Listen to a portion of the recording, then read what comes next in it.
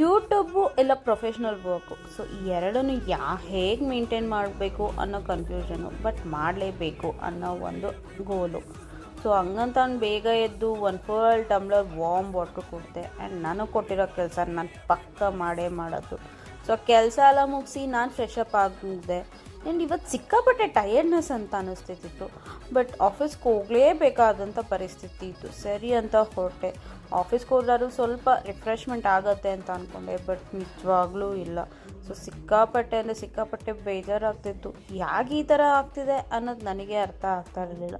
ಆದರೆ ನನ್ನ ಪಕ್ಕದಲ್ಲಿರೋ ಫ್ರೆಂಡ್ಸ್ ಅಂತೂ ನನ್ನನ್ನು ಸುಮ್ಮನೆ ಬಿಡಲ್ಲ. ಇರೋ ಬೇಬಿ ಅಂತ ಅಂದ್ಕೊಂಡು ಫುಲ್ ಮೈಂಡ್ ಫ್ರೆಶಪ್ ಮಾಡ್ತಾರೆ. ಆ್ಯಂಡ್ ಅದ್ರ ಜೊತೆಗೆ ಈ ಕಾಫಿ ಅಡಿಷನ್ 1+1 ಅನ್ನೋ ರೀತಿ.